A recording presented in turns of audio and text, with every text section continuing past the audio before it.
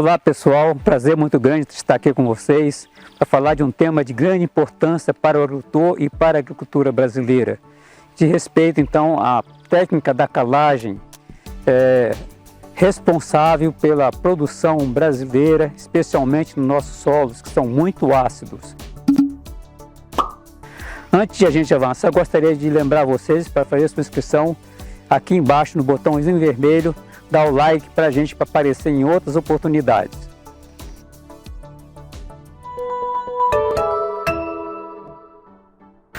Pessoal, eu sou Nairan Félix de Barros, professor aposentado da Universidade Federal de Viçosa. Fiz meu curso de pós-graduação em Ciências do Solo, embora tenha trabalhado e venho trabalhando especialmente com nutrição e solos florestais, mas na universidade por muito tempo fui professor de fertilidade do solo. E esse tema que nós vamos falar sobre ele hoje, que é calagem, é um tema comum que a gente abordava com os estudantes e a gente vê hoje muitos agricultores brasileiros na hora de preparar a sua terra, e a gente tem aqui atrás uma terra que vai ser preparada para o plantio desse ano, como fazer a correção correta do solo e a adubação correta. Hoje nós vamos falar sobre a parte de correção do solo, ou seja, de aplicação de calcário. E a calagem nada mais é do que uma técnica agrícola de aplicação de calcário ao solo. E qual que é o objetivo dessa calagem, dessa técnica agrícola? Ela visa especialmente corrigir a acidez do solo. Os solos tropicais naturalmente são ácidos, porque as rochas que deram origem a esses solos são solos de composição ácida.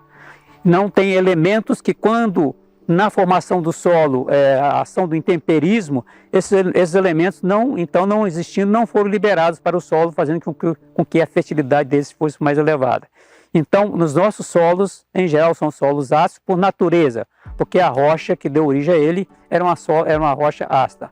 Além disso, no processo de formação do solo, em clima tropical, que a temperatura é muito elevada e as chuvas muito intensas, os nutrientes, quando liberados da rocha, eles poderiam ser lavados para camadas mais profundas do solo, saindo da zona de absorção radicular. Por isso, então, a calagem é uma prática importante para aumentar a produtividade em solos tropicais. O que é um solo ácido? O solo é ácido quando a quantidade, o teor de hidrogênio desse solo é muito elevada. E nós temos, então, para fins agrícolas, uma classificação dessa acidez, em muito elevada, baixa e média, em função de valor de pH do solo, ou seja, em função do teor de hidrogênio desse solo. Quando o pH, que é o potencial de hidrogênio do solo, da solução do solo, está entre 4 e 7, nós temos uma faixa aí que normalmente corresponde aos solos agrícolas, em especial de 4 a 6, 6,5. Mas no pH 4, de 4 a 5, nós consideramos que a acidez do solo é alta. Portanto, a quantidade de nutrientes que o solo tem disponível para as plantas fica restrita. E precisamos então elevar o pH do solo para que esses nutrientes, como fósforo, o próprio cálcio, potássio e outros nutrientes, fiquem mais disponíveis para serem absorvidos pelas plantas. Então, além dessas causas naturais de acidez do solo, que são material de origem, e no processo de intemperismo, a lavagem das bases desse solo, nós temos também o aparecimento de acidez pelo uso do solo, pelo uso da terra. Por exemplo, quando nós cultivamos aí uma cultura, seja ela de cana, de açúcar, seja café, seja milho, essas plantas vão absorver do solo os elementos, os nutrientes necessários para o seu crescimento. E quando elas absorvem esses elementos, então elas trocam no sistema radicular uma troca entre o nutriente absorvido e ela elimina para o solo ácidos orgânicos. Então, o cultivo contínuo, depois de certo tempo, leva também uma acidificação do solo. Então, é importante saber que não só causas naturais, mas também causas do manejo, do uso do solo, causa acidez. Outro componente importante, ou fator importante para o aparecimento de acidez do solo, é o uso continuado de nitrogênio na forma amoniacal. Então, o nitrogênio na forma amoniacal, quando ele é aplicado ao solo, esse nitrogênio é oxidado de amoniacal para a forma nítrica e com isso nós temos liberação de íons hidrogênios que vão causar causar a acidez do solo. Então é importante também ter sempre esse cuidado no uso, na escolha do fertilizante, escolher aqueles fertilizantes que não causem a acidez do solo. Ou se nós utilizamos esses fertilizantes, que são os mais comuns, como o nitrato, o sulfato de amônio, a ureia, que causa a acidez do solo, com o tempo nós temos então que voltar e fazer a calagem do solo. Outro fator importante também no aparecimento da acidez do solo é quando nós temos a própria matéria orgânica se decompondo, ela libera ácidos orgânicos que vão causar a acidez do solo. Então é importante que a gente esteja atento, né, para essa questão da acidez do solo e como nós vamos saber que o solo é ácido ou não. Então o que nós temos que fazer, como demonstrado aqui a parte de trás, nós temos aí 2 ou 3 meses antes de fazer o cultivo, fazer uma amostragem do solo, e esse será um tema das nossas aulas seguintes, fazer uma amostragem do solo, pegar as amostras, enviar para o laboratório, e no laboratório vão determinar então se o pH do solo é adequado ou não, se o teor de cálcio e magnésio estão adequados ou não, teor de alumínio, enfim, todos esses componentes, né, que de uma forma ou de outra levam então a uma alteração de pH. O alumínio, quando está no solo em grandes concentrações, ele pode produzir acidez do solo. Inclusive nós chamamos essa acidez produzida pelo alumínio de acidez trocável. Por quê? Porque o alumínio está retido. O alumínio tem cargas elétricas positivas, ele é atraído pelo solo que tem cargas elétricas negativas. Então, atraído por essas cargas negativas do solo, o alumínio pode, depois com o tempo, ir para a solução do solo. Na realidade, existe um equilíbrio entre o alumínio no solo, na fase sólida do solo e na parte líquida do solo, e com isso, então, produzir uma acidez através do processo de hidrólise. Então, na análise de laboratório, nós vamos ficar sabendo se o solo está ácido e se nós precisamos ou não fazer a calagem.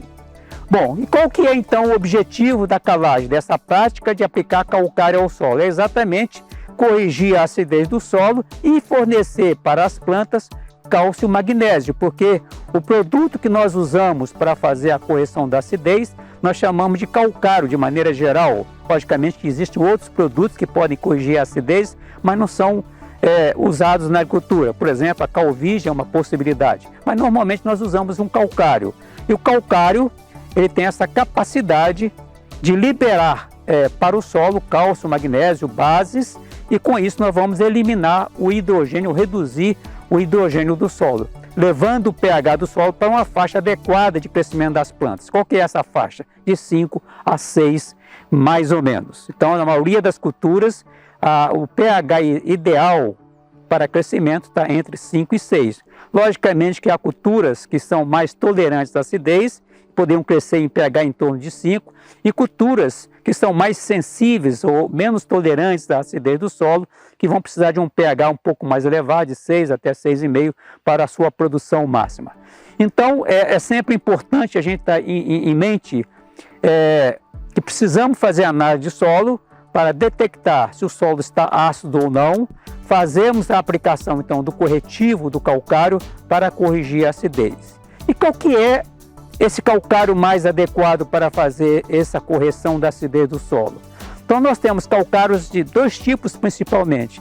Os calcários que são mais ricos em cálcio e os calcários que têm tanto cálcio quanto magnésio. Então, dependendo da proporção de cálcio para magnésio desse calcário, nós podemos ter um calcário calcítico, que é um calcário que só tem cálcio, né? E calcários dolomíticos ou magnesianos, que têm teores mais elevados de magnésio. Então, para culturas que requerem mais magnésio para a sua nutrição, ou se o solo naturalmente possui um teor baixo de magnésio, em vez de um calcário calcítico, nós devemos usar um calcário magnesiano ou calcário dolomítico, porque esses calcários, além do cálcio, vão fornecer o magnésio, e os dois então fazem com que a acidez do solo seja reduzida e o pH do solo seja elevado.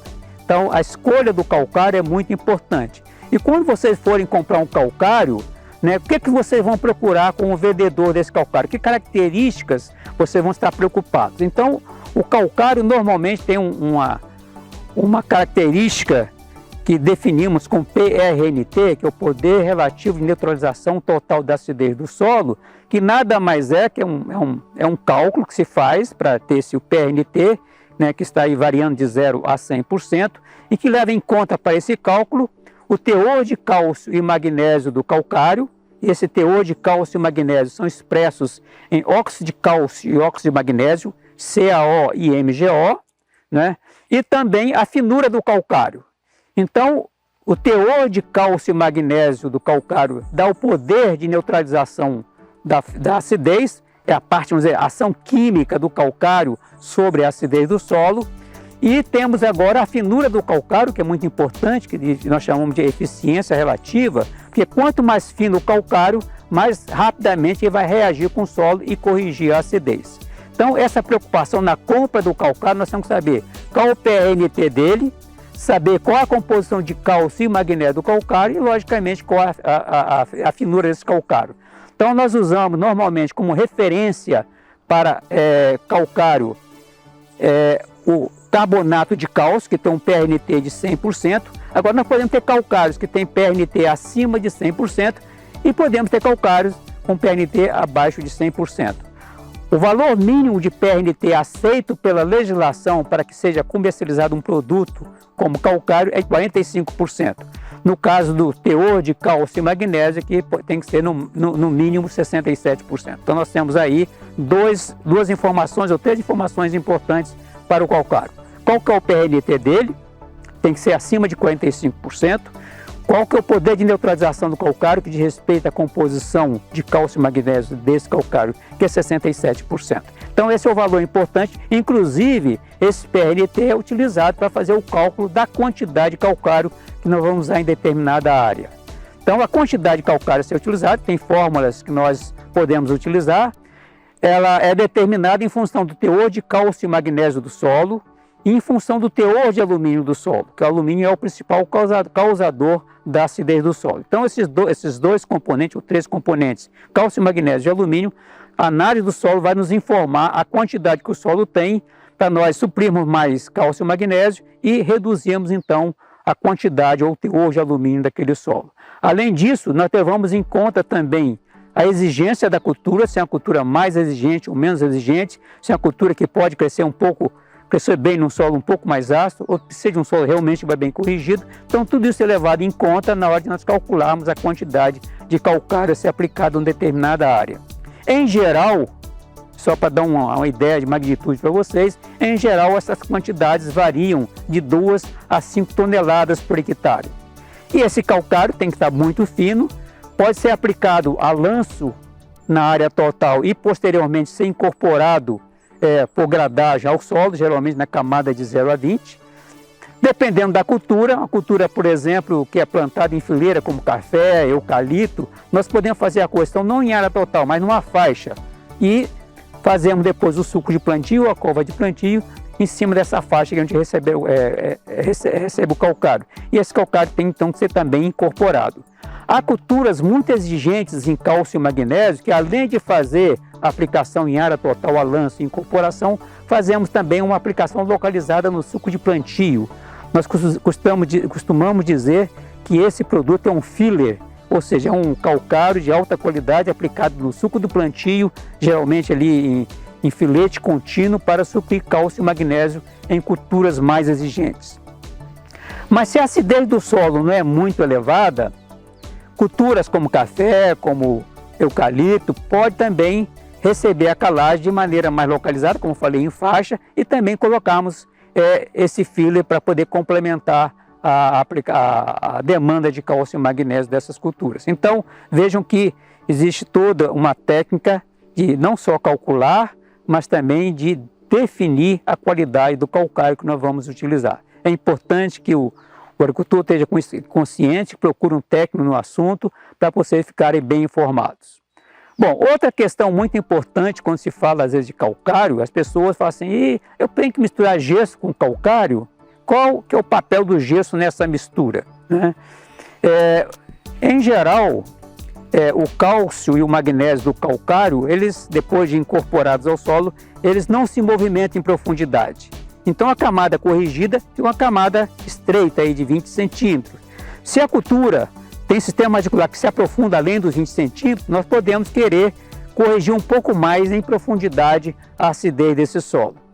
E no caso do gesso, que é um sulfato de cálcio, ele tem a propriedade, no caso específico aí o sulfato, que compõe esse gesso, de se movimentar em profundidade. E quando o sulfato se movimenta em profundidade, além das 20 centímetros de profundidade que nós aplicamos o calcário, ele carrega consigo o cálcio, magnésio e potássio, e com isso nós temos então uma correção da acidez do solo, além desses 20 centímetros de profundidade. Isso é muito importante para determinadas culturas, especialmente em regiões secas, porque ao corrigirmos uma camada mais profunda, na época da seca, nós vamos ter raízes nessas camadas e aí podendo então absorver uma água mais profunda e com isso sofrer menos com a deficiência hídrica. Em culturas perenes isso é extremamente importante, por isso que em café e outras culturas perenes nós usamos o gesso para poder aprofundar o sistema radicular.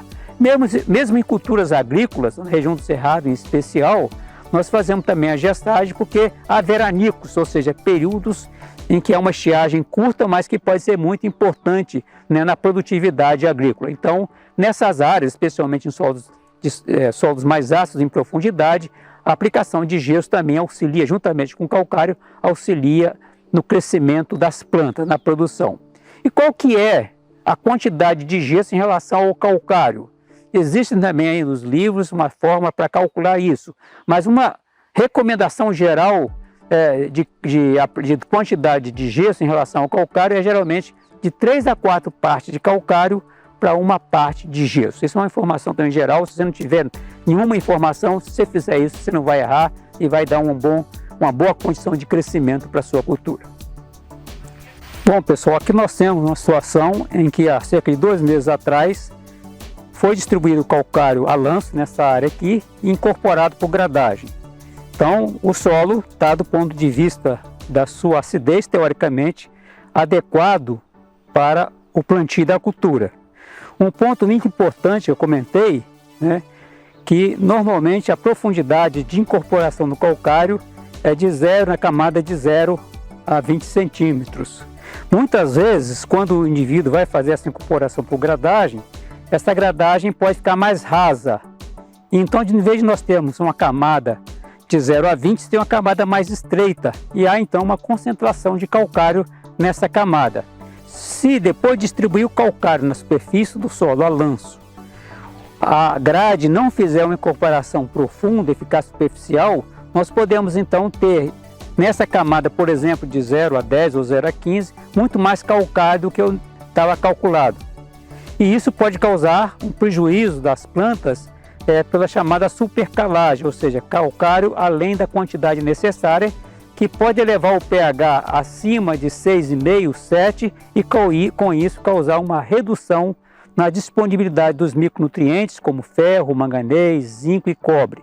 Esses micronutrientes, quando o pH é elevado, eles tornam-se insolúveis e vai faltar então para as plantas e com isso nós vamos ter deficiências que podem ser visuais nas culturas que vão ser feitas aqui, na cultura que vai ser feita. Então é importante prestar atenção que a quantidade calculada do calcário é sempre pensando nessa camada de 0 a 20. Logicamente, você pode calcular para uma camada de 0 a 15, mas se calcular para a camada de 0 a 20, é importante observar essa profundidade de incorporação para não ter a chamada supercalagem. Nesse caso aqui, nós temos aqui uma vara só para testar a profundidade de incorporação, então está mais ou menos cerca de 15 centímetros. Se nós calculamos para incorporar a quantidade de calcário para incorporar em 20 centímetros, nós temos aqui 5 centímetros a menos de incorporação.